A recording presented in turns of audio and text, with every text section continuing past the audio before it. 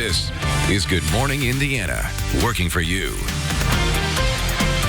Right now at 6 on Good Morning Indiana, a killer ripped an Anderson mother's son from her life. It's different when you lose a child, and then it's even more different if your child's been murdered. This morning, her mission to help others in the same heartbreaking situation. The way you catch public transportation is changing in the Circle City. We're live this morning with details on the proposed changes and how you could have your voice heard today. Educators bringing problems in the classroom straight to the State House. Why they say despite the progress being made, there's still a long way to go. Hacking techniques are getting more advanced. Working for you, how one popular streaming service is doing more to protect your personal information. Manufacturing positions are becoming increasingly hard to fill. Building cars out of Legos and seeing how many we could get in 4 minutes. Hiring Hoosiers is looking at how companies are building the next generation of employees.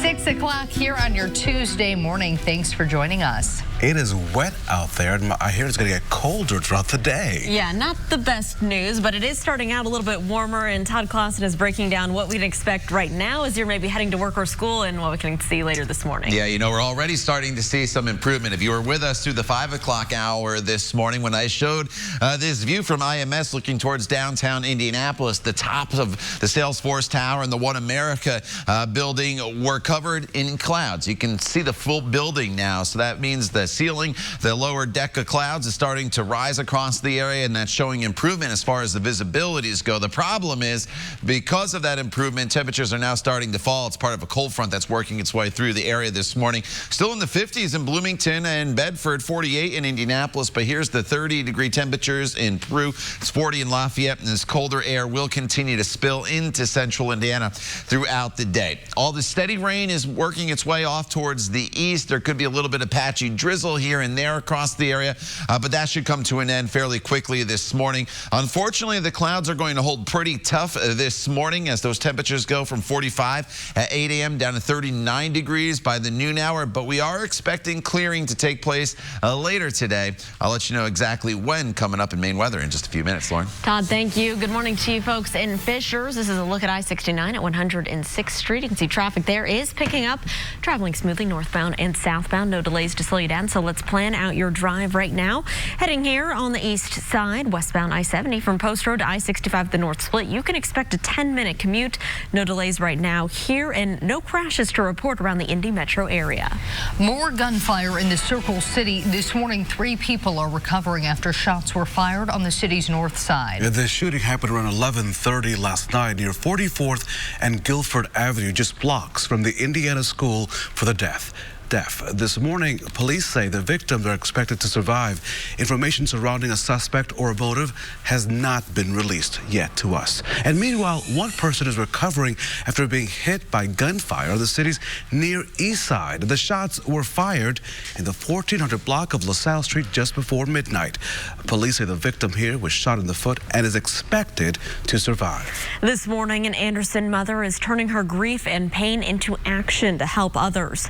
Sandy Stapleton had trouble finding a support system after someone shot and killed her son last year. She tried joining her church's grief group, but she says no one could relate to losing a child to murder. She says a Moms Demand Action chapter in Muncie was more about advocacy than it was support. Now she's starting her own group for people dealing with similar losses. To just lend an ear, a shoulder to cry on if they need it, for resources if they need help in other areas. The group is called Tommy's Voice in honor of Stapleton's son. Meetings are scheduled for the 3rd Thursday of every month. For more information, you can download the RTV6 app and click on this story. Since September, we've been telling you about Indigo's Red Line, the rapid transit service connecting Broad Ripple to the University of Indianapolis. Recently, we've been reporting on the next phase of rapid transit with the blue and purple lines. But before those new lines roll out, changes to the system will impact every person who gets on and off the bus, and it's happening this summer. Our Alyssa Donovan is live this morning with what it means for you and when you can learn more about those changes. Alyssa, good morning. Good morning, Meredith. So right now, most people who ride the bus have to transfer at the transit center downtown or somewhere around downtown. That's where most of the transfers happen. Now, Indigo says these changes will allow riders to transfer at more locations, which will allow them to have shorter trips, making their system a little bit more viable for riders. Right now, Indigo operates as a hub and spoke system, meaning all of the buses come into the transit center and then riders can transfer to head in another direction. That means if you're up north, you have to ride all the way downtown to go back up north to your destination. The new system will be a grid network which will allow for more crosstown trips and simpler transfers. Indigo has not seen a route change in over 70 years, and that's why it's asking for the public to weigh in. Indigo is holding a public session tonight, and they say that those changes that people will rather have a chance to voice their opinion at that meeting, and those opinions do in fact have an impact. They most certainly do.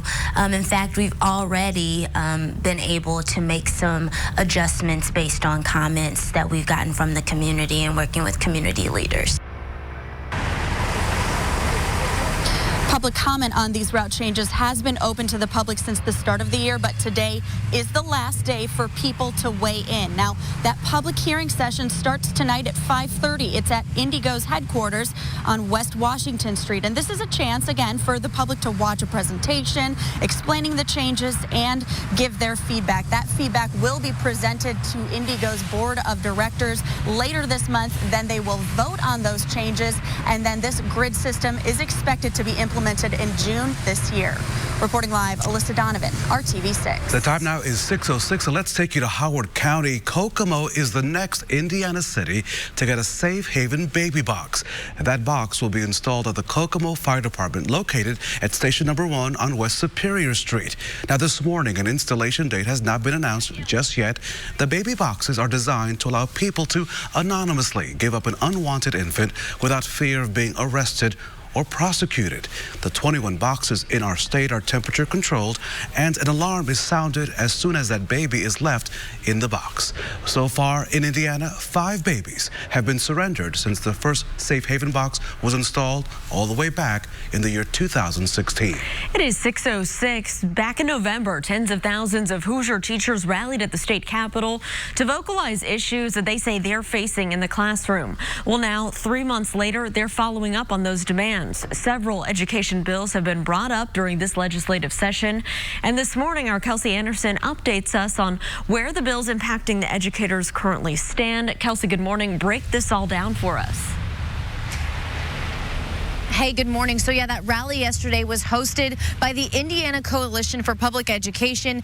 And although it was a rally, they did give credit to lawmakers for passing some education-related bills, but they say more needs to be done. For example, Governor Eric Holcomb has already signed a bill to hold schools harmless for recent low I-Learn scores. Another bill to make teachers' 15-hour externship requirement unanimously passed the House and is awaiting a hearing in the Senate. But all efforts to raise teacher pay this year failed in a legislative session, and the VP for the coalition says that's the best way for anyone concerned about public education is to really see the work that's being done in public schools.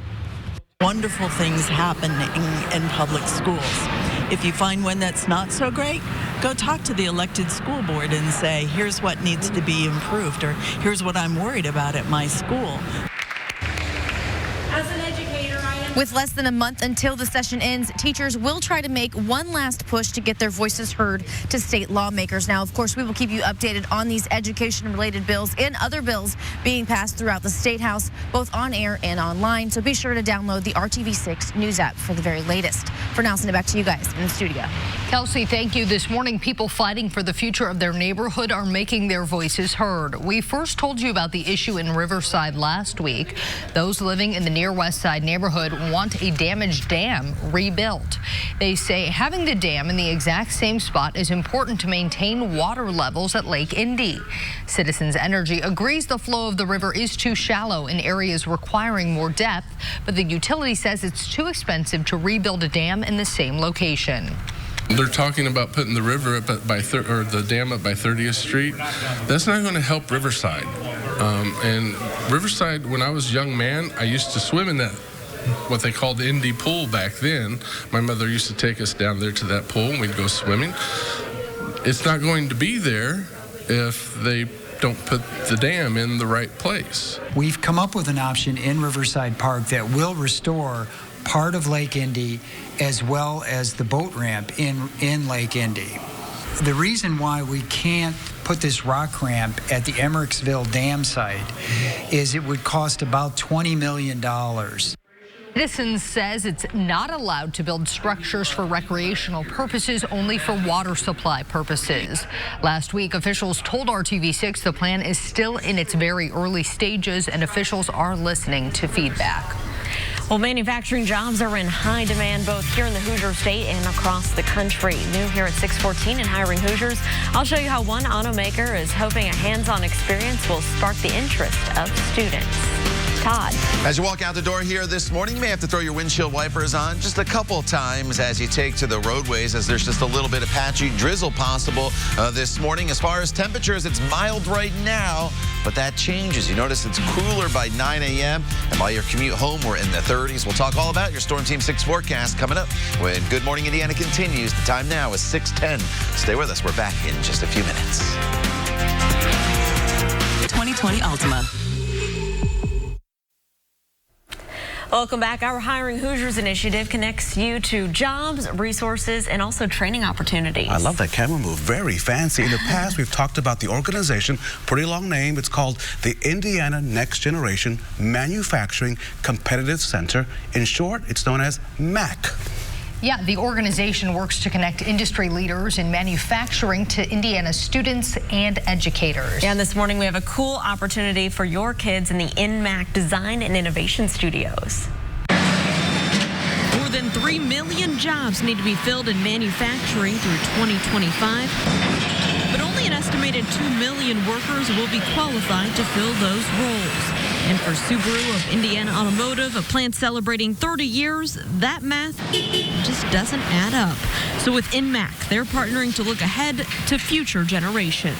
And while Hoosier workers are busy here at Subaru producing their 6 millionth car this year, Hoosier students are busy in the laboratory learning what a career in manufacturing would really be like. Okay, material hampers, let's get these back to them. Building cars out of Legos and seeing how many we could get in 4 minutes. Like Lily Graves and JC Provo, 5th graders from James Cole Elementary in Tippecanoe County. Should we have a higher productivity?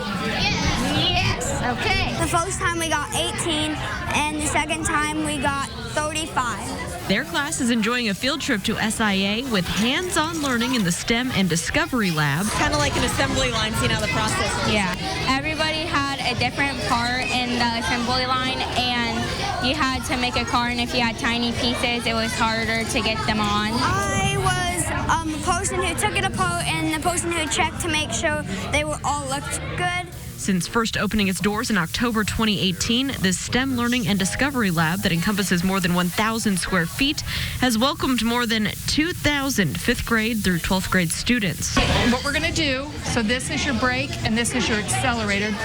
Sharply to the left. Hold your steering wheel tight. Okay, you're ready to drive. A small version of what people are doing out here. It absolutely is. The equipment, challenges, and catwalk tour of the facility helps to spark interest in young minds. So they're able to see that connection between what they like, which is computers, and exposes them to modern manufacturing. And they can actually see the output that really kind of connects those dots. Scott Brand with SIA shows me some of the robots and equipment students get to try in the lab. I'll tell you what, you see the confidence in the eyes of a kid that comes in, thinks, well, there's no way I could ever operate something like that. If they say, wait a second, this isn't nearly as difficult as I thought it might be, and it's a lot of fun. And he tells me that students get to see that factories and manufacturing of today is different than what many perceive. It's clean, safe, full of technology. This lab serves as a pipeline. I think every kid that has an opportunity to come to a factory, see the actual work that's being done, will have a great sense of what it's really like, and hopefully that stimulates them to think, maybe that's a good career for me. And these NMAC Design and Innovation Studios stretch farther than Subaru there in Lafayette. 20,000 Indiana students are directly impacted by the studios, whether they're at places like SIA, Fiat Chrysler, or Honda. They also have studios in several area elementary schools. If you want to learn a little bit more about these NMAC Innovation Studios and how to get one in front of your child for this unique learning experience, you can connect with them by learning more and visiting this story on our website. It's all at hiringhoosiers.com. And we hope that the NMAC inspires other industries to do the same thing. What a great partnership. Yeah, it was to so get much fun. kids really like going and interested, hands-on. I love that. Yeah. So we do want to talk to Todd right now. He's hands-on, monitoring the fog. Todd, there could be some visibility issues this morning. You know, there's the minor, and they're getting better here pretty quickly this morning. They were a lot worse earlier this morning than they are right now, and you can see that by looking at these numbers. If you were with us last hour, we were at 3 miles in Muncie, 5 mile visibility in Indianapolis. Both locations back up to 10 miles. Just a little bit of patchy fog here in the Greensburg, Batesville area, and then over towards Richmond, but that should diminish here pretty quickly as well over the next hour or so. And the reason is we have a cold front moving through, and that's starting to mix up the atmosphere a little bit. As the colder air comes in, there's a little bit of wind as well. Here's a live look from IMS looking back towards downtown Indianapolis, and you can see all the buildings. That's improvement as well. And check out the War Memorial here just on the north side of downtown, all nice and bright now that the construction is done. 47 degrees, that is the current temperature. And here's a good indication that's about to get colder pretty quick. The winds, they have now switched to a west-northwesterly direction. They have kicked up as well to 20 miles per hour, and that's why that fog is dispersing across the area. And those northwesterly winds are going to be bringing in colder air. We're in the 30s in Peoria and Chicago, 20s in Des Moines, and our temperatures this afternoon will be falling into the 30s fairly quickly. So if you're walking out the door this morning, maybe you want to get a quick walk in before work, you better do it this morning and fairly quickly. I know it's a little damp, but 51 not bad in Bloomington right now, 48 in Greenfield. It's already a little colder to the north. Purdue and Lafayette down to right around 40 degrees. As we work our way throughout the day, the temperatures will settle down right around 39, 40 degrees throughout much of the afternoon. It's going to be a little breezy, and we'll have a lot of clouds around. However, this evening, that is when the clouds will break. The skies become mainly clear, and once the clouds break, we actually have a nice stretch of weather that is going to take us into the latter half of the week. And by nice, I mean it's going to be sunny, and we're going to have several days of sunshine. The only downfall is it's going to be a little on the cool side. As the fog moves out, so does the patchy drizzle. That'll be making its way off to the east pretty quickly this morning. And here's the clearing line back off to our west, still a ways away. But don't worry about that snow. That's not going to impact us at all.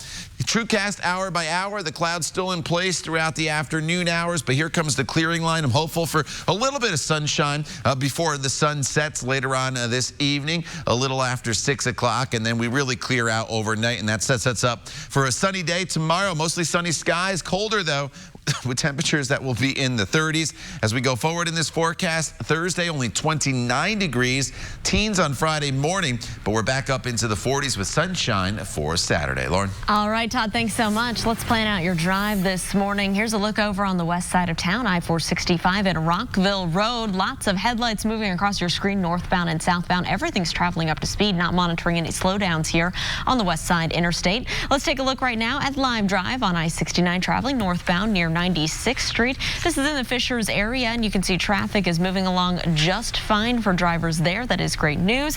So let's give you another look at traffic. This is down on the southeast side. Your drive time on westbound I-74 from Acton Road to the I-465 ramp, so you can expect a quick 5-minute commute. At 6:20, we are heading out to Vigo County. A former Western Indiana school employee convicted of stealing more than $1,000 from his former employer is out of prison. Federal prison records show that Franklin Fennell was released on Friday. Investigators say that Fennell and another man stole thousands of dollars through contract kickbacks involving the Vigo County School Corporation.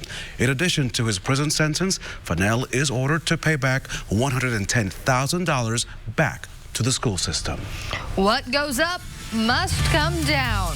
Well, sometimes. New at 6:25, why this demolition disaster has engineers scratching their heads. And February is American Heart Month, and each morning we're giving you tips for a healthier lifestyle. Keep your kids active by giving them things like bikes and jump ropes instead of video games. These tips are part of the Go Red for Women campaign sponsored by the American Heart Association. The time right now is 6:21. You're watching Good Morning Indiana right here on RTV6. We'll be right back.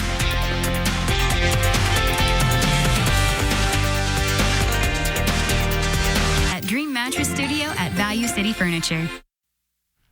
Welcome back to Good Morning Indiana. The time right now is 6:24, and we are keeping a close eye on those roads this morning. We know that they are wet from the drizzle we've been seeing this morning. Here's a live look from our live drive vehicle on the northeast side, southbound on I-69, where things are flowing smoothly, and across town at I-465 and Man Road. Same story. We'll continue to keep you updated.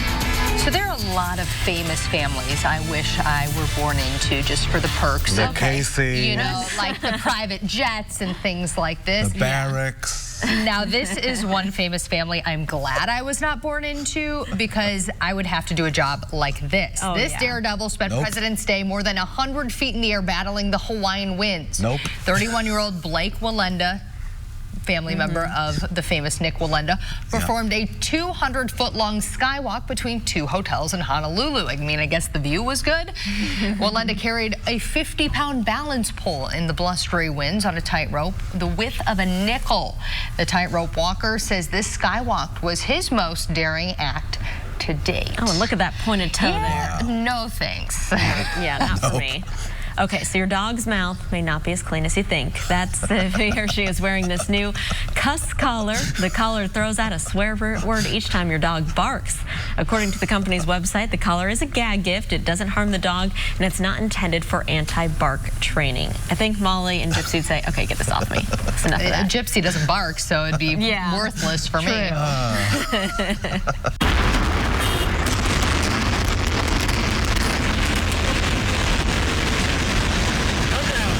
Oops. Sometimes, as you know, things don't happen as they're planned. What's left of this building in Dallas, Texas, simply refuses, as you can see, to come down. Crews were left scratching their hard hats and even brought in a high-reach excavator that still could not finish the job. Locals have even nicknamed the building the Leaning Tower of Dallas. That's pretty funny. They'll get it down. It looks like it just needs a little push. I was gonna say, a wrecking ball might do the job. All right, Todd, a little bit of drizzle out there and some fog this morning. Yeah, it's improving, though, this morning. That's because the wind is kicking up, and the trade-off is falling temperatures here throughout the day. So the mild air is still in place this morning, but by the time we get to this afternoon, we are looking at temperatures that are going to be in the 30s across the area. The one good news is the clouds will decrease late in the afternoon, so we will see hopefully a little bit of sunshine between the hours of 4 and 6. And then obviously once the sun sets, we will see clear skies across the area. So don't be complacent when you walk out, and some of you are still in the 50s here this morning. Grab the coat because everybody's in the 30s later on today. Todd, thanks. Hackers go after anything from your bank account to your Facebook, and now they are looking to get into your Disney Plus account. Yeah, this morning our John Matarese working for you, showing you how the streaming service is making it harder for those bad guys to get in. The most popular TV streaming service of the past year is also the one most targeted by hackers. So Disney is finally taking some extra steps to protect its millions of subscribers. Shortly after the much-hyped launch of Disney Plus last fall, thousands of customers reported that someone had taken control of their account and changed the password. But Disney reports no hack or data breach. Rather, Wired magazine says it was simply a case of credential stuffing, where hackers tried out passwords stolen from other data breaches. If they got into your account, they would then change your login and sell your account on the black market. So Cord Cutter News says Disney is now starting to roll out two-step authentication, where any attempt to log in from a new TV or phone will result in a text to your phone, just like your bank does. Disney's now adding this feature to Hulu and ESPN as well. Remember, thieves got your Disney password from data breaches at other sites, and never share the same password between services, so you don't waste your money. I'm John Matarese. Good morning, Indiana. John, thank you. For more cost-saving tips and ideas, you can visit the money section of our website, theindychannel.com. Here's some eye-opening information. You see, people living in states known for sunshine are not the most likely to get melanoma from sun exposure. A new study puts Utah at the top of that list. The Beehive State is followed by Vermont, Delaware, Minnesota, and New Hampshire. Melanoma is one of the fastest growing cancers in our country and the deadliest type of skin cancer. Researchers say the likelihood of getting melanoma depends on a number of factors, including the strength of the sunlight and how often someone is exposed to that sunlight. This is Good Morning Indiana, working for you. Now on Good Morning Indiana on this Tuesday morning, here's a look at your 6:30 news feed. The police are investigating a shooting on the north side that sent 3 people to the hospital. Officers were called around 11:30 last night to Guilford Avenue near East 42nd Street. That's just east of the Indiana School for the Deaf. That's where the 3 victims were found. Police say they are all stable. 2 people are in custody after a chase on the south side that left an officer injured. Police followed the vehicle to a dead end, and officers tried to arrest a man and a woman inside. Police say the driver then drove towards an officer who fired several shots at the vehicle. The suspects did not shoot at officers but got away. A short time later, police spotted that vehicle and caught the suspects near US 31 and Fry Road. In Hamilton County, this was quite the scene. Firefighters worked for hours to put out a house fire near Crooked Stick Golf Club in Carmel. Large flames could be seen coming from a home on Torrey Pine Circle before midnight. The 2 people living there made it out safely after fire alarms went off. Firefighters say the flames started in the garage. The official cause of that fire has not been released. Indiana State University in Terre Haute is now considering a ban on vaping. The school's trustees are considering a proposal to add e-cigarettes to the school's ban on tobacco-related products.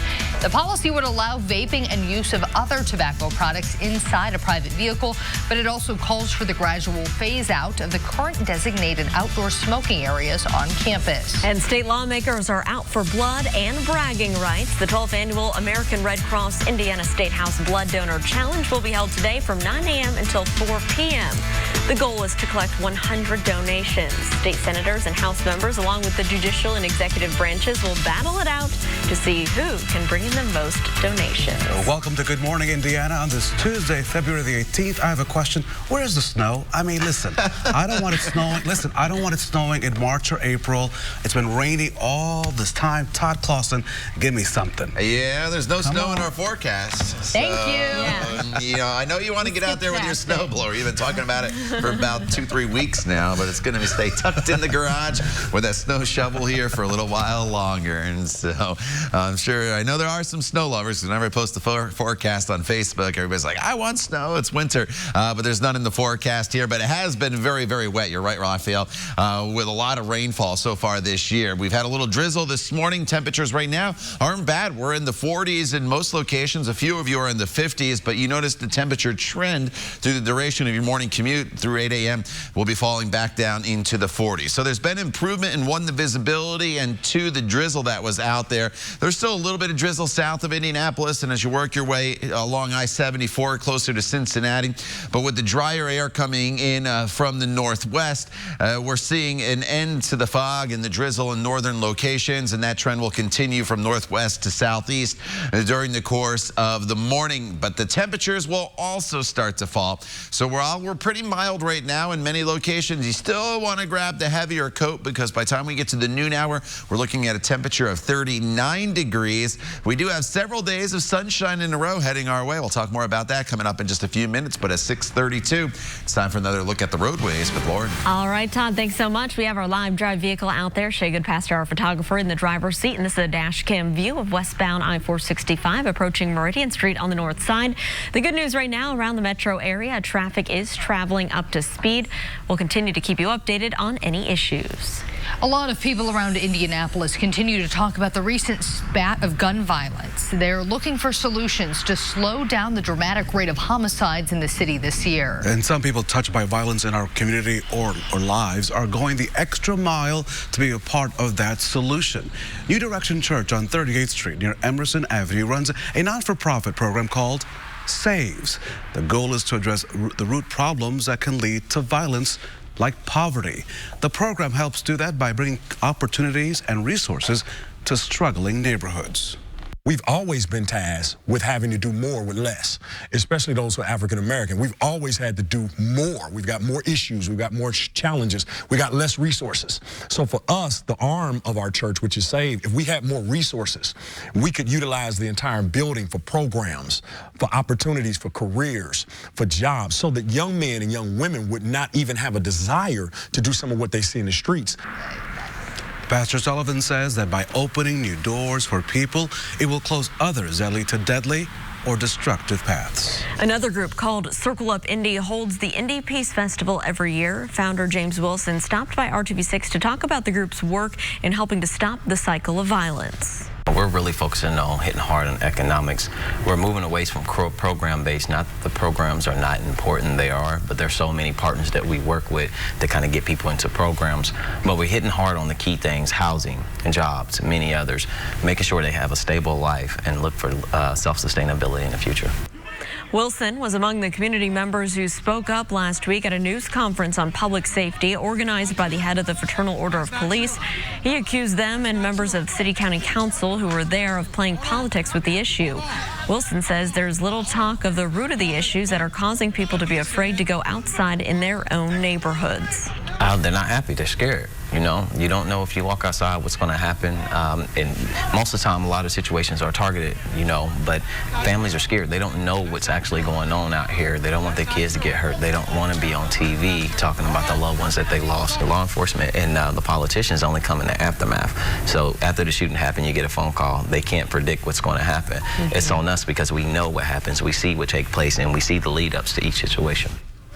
The Public Safety Forum that was announced at that press conference last week was postponed in an effort to get elected leaders from both political parties involved. Almost 2 weeks ago, we told you about arrests made in a bizarre kidnapping and homicide case out of Kokomo. Now the main suspect in that case faces more charges of kidnapping and torturing 2 other people. Kokomo police say Troy Wilson is now charged with kidnapping, beating and torturing 2 additional victims last fall. He's also charged with torturing and raping a woman in the winter of 2019.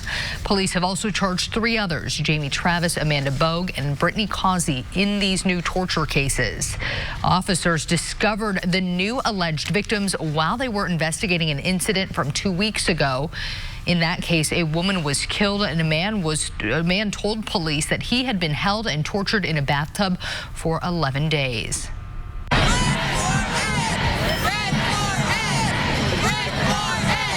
You heard those calls back in November. Nearly 15,000 educators rallied at the Indiana State House for higher pay and more attention from their state lawmakers. Yesterday, they were back, but in smaller numbers. They're still holding lawmakers accountable, they say, for how they're handling their demands.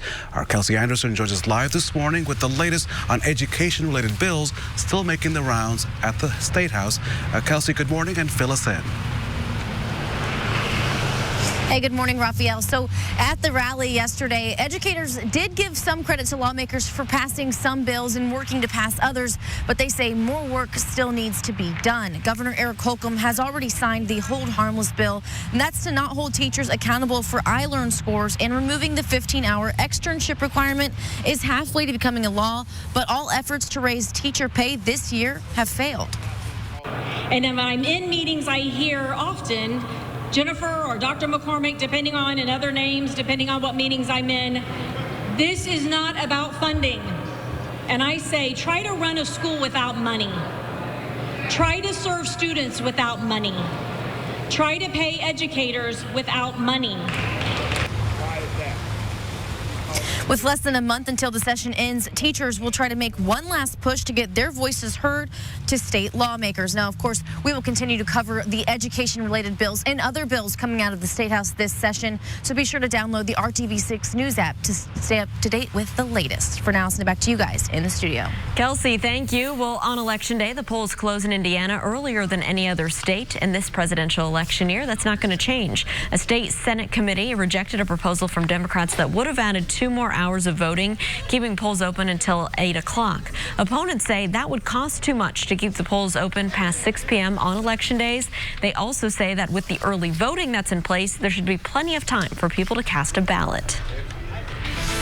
If you like to catch the bus, you want to make sure you're at the right bus stop. Next, Indigo wants to hear from you tonight about some big changes that are coming to bus routes across the city. We'll be right back. Invisible Dry Shampoo by Garnier, naturally. Indigo is preparing to roll out route changes that will impact every rider that uses their transit system. Before they implement that change, they want your input. Indigo says that the plan will allow for more crosstown travel as opposed to more riders transferring downtown. Our Alyssa Donovan is live this morning from the Transit Center. And Alyssa, what do these changes mean for the Transit Center there downtown?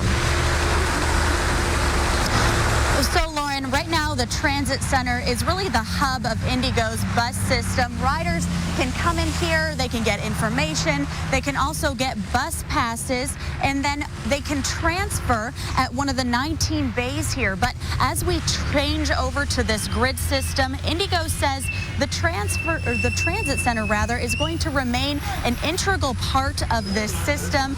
They say many buses are still going to come through the Transit Center as they make this change. Now, tonight is the last chance for the public to voice their opinion and give feedback about the proposed changes to the routes.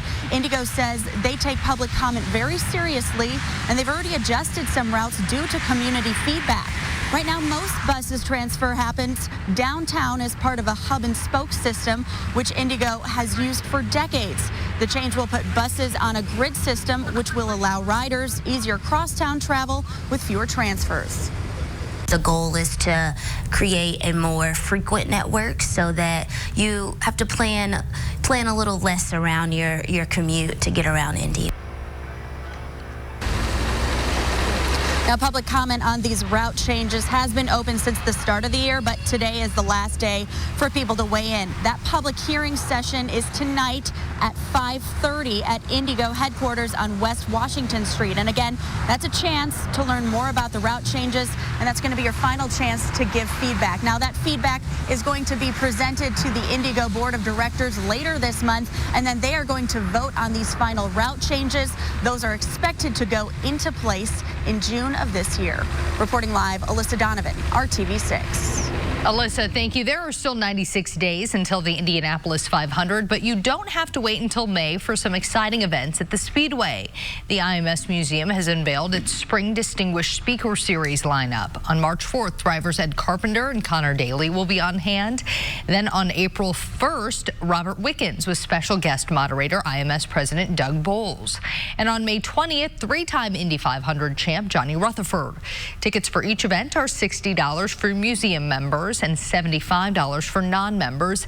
Seating is limited, so you're going to want to buy your tickets in advance. A legendary race is delayed by rain, and then comes this frightening conclusion. Next, the Hoosier involved in a devastating crash, and an update on his condition coming up here on Good Morning Indiana. But first, let's check in with your forecast with Todd Clausen. Good morning, Todd. Raphael, good morning to you. Good morning, everybody outside right now. Pretty big temperature spread, anywhere from 39 to 51 degrees. Unfortunately, the colder air is going to overtake central Indiana with cloudy skies and a little bit of patchy drizzle this morning. But there are brighter days ahead. I think you'll like the forecast going forward. We'll share it with you coming up when Good Morning Indiana continues. The time now is 6:44. Stay with us. We'll be right back. Cares like family. Welcome back. We are monitoring traffic from our live drive vehicle. Our photographer Shay Goodpaster in the driver's seat. A dash cam view right now at southbound I-465 on the west side. That's near Rockville Road. You can see traffic here is moving along just fine. The good news, no major issues or delays you need to watch out for around the metro area. Here at 646, residents are fighting for their neighborhood's future, calling on leaders to rebuild a damaged dam. We first told you about this last week. Some people who live in Riverside on the near west side of Indianapolis want a damaged dam rebuilt. Residents held a meeting with Citizens Energy last night to voice their concerns. They say having the dam in the exact same spot is important to maintaining the water levels at Lake Indy because it's a crucial part of plans to redevelop that area.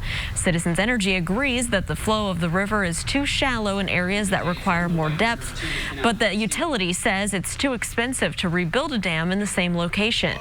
They're talking about putting the river up by the dam up by 30th Street. That's not going to help Riverside. And Riverside, when I was a young man, I used to swim in that, what they called the Indy pool back then. My mother used to take us down there to that pool and we'd go swimming. It's not going to be there if they don't put the dam in the right place. We've come up with an option in Riverside Park that will restore part of Lake Indy as well as the boat ramp in Lake Indy. The reason why we can't put this rock ramp at the Emmericksville Dam site is it would cost about $20 million.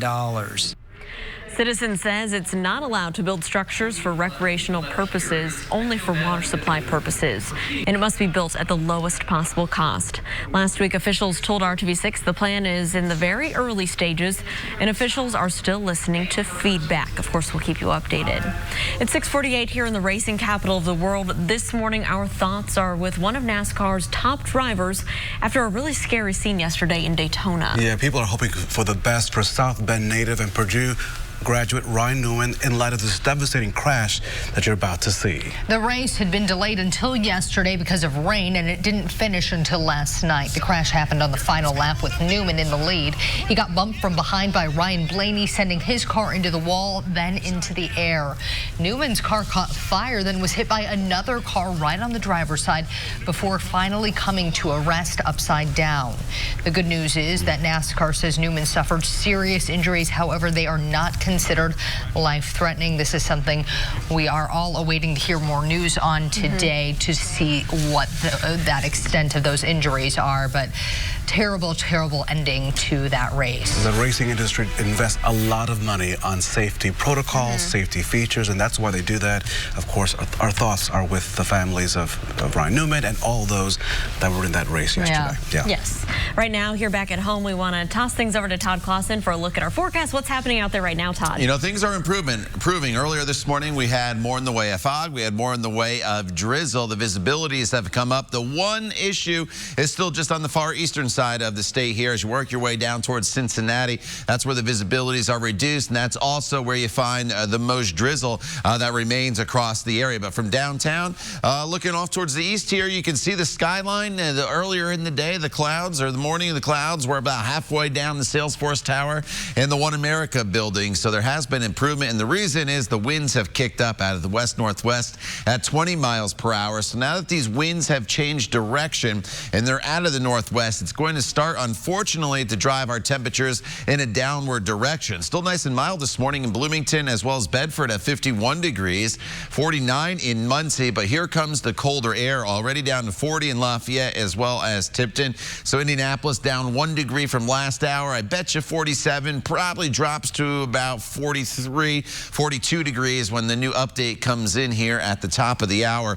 as all this cold air will start to make its return to central Indiana. While it's colder, it's not bitter cold air. That is the good news, and we'll have a good amount of sunshine going forward in this forecast. Our featured dog of the day today is Zoidberg, sent in by Mai. Thanks for sending Zoidberg in. He's got his coat on, playing with his ball there in the backyard, and you're going to have several days of sunshine and dry conditions to do that with your favorite four-legged friends here in the coming days. And you can send your picture to my Facebook page at Todd Clausen RTV6. Give you the green pause here throughout the day, but notice the temperature trend. It'll be dropping. We'll be in the 30s throughout much of the afternoon, so have the heavier jacket handy as you get going on this Tuesday morning. The clouds are in place, and they'll stay in place through a good chunk of the day today. It's not until this evening that the clearing trend starts to head in our direction. Don't worry about the snow you see near St. Louis. That is not heading our way. So if you are heading out tonight, of course, big concert at Bankers Life Fieldhouse. Lumineers are in town. 38 degrees at 6 p.m., 33 degrees as that concert starts to wrap up, but it will be dry. And then going forward in this forecast, tomorrow's a bright day, and if you're in the sunshine in the afternoon, it won't feel all that bad. The winds will be fairly light as well. A little below normal, though, with a high temperature of 36 degrees. Thursday is the coldest day of the week with a high of only 29 and teens in the morning hours, but temperatures do moderate as we work our way into the weekend. By Saturday, mid-40s with sunshine, and then the chance of a few showers on Sunday, but highs again near 50 degrees. Lauren? Todd, thank you. Here's a look right now from our live drive vehicle on 465 southbound over here on the west side, heading towards I-70. Going to hop on I-70 eastbound. You can see everything's traveling smoothly this morning. We do have one crash to report on the west side. No injuries to report. That one is over on Washington Street and Girls School Road. Did you know that one of the greatest, I mean the greatest basketball teams in Indiana's history was not from Bloomington or West Lafayette, but just down the road on I-65 southbound, yep, in Franklin, whoop whoop. Next, how all of Johnson County is coming together to pay tribute to the legendary Wonder Five. Next, right here on Good Morning Indiana. Visit the Hiring Hoosiers job board. When you think of basketball history in Indiana, you think of Hoosiers, Boilermakers, and Bulldogs. But 100 years ago, it was a team from Franklin that was the bee's knees. That's right. Franklin Community High School, Franklin College, and Johnson County historians. We've not forgotten this legendary team. And next month, we're going to pay tribute to the Wonder Five. The Wonder Five dominated its competition for years. It started back in 1920 when the Franklin High School boys basketball team started a run for 3 consecutive state championships back when there was only one state high school basketball championship. Then in 1922, head coach Grizz Wagner and most of the players went on to Franklin College, where enrollment at the time was only about 350 students. It's gotten up since then, 1,000. FC went on to win 2 consecutive state college titles, beating bigger schools like Butler, Notre Dame, Wisconsin, and many others. The city of Franklin would hold championship parades for them that sometimes included cows on the parade route. This is no bull. Right now, you can read the story of the Wonder Five, put together by digital reporter Tom McCabe at theindychannel.com. The centennial celebration of the Wonder Five's first high school championship will be March 12th at the Franklin College Fitness Center that used to be known as the Barn, where the gym where the Wonder Five played. Whoop, whoop. I just love that picture. Can you imagine if that's how they still made basketball teams pose today? All right, hold their hips. Tallest to shortest. Yeah, pretty I good. would be at the short end. All right, lots of clouds out there this morning. The drizzle's coming to an end, as is the patchy fog, but temperatures in the 30s this afternoon. Some sunshine late in the day. Todd, thanks, and thank you for joining us. We're back in 25 minutes and throughout Good Morning America. All your news throughout the days on the RTV6 app. Have a great day.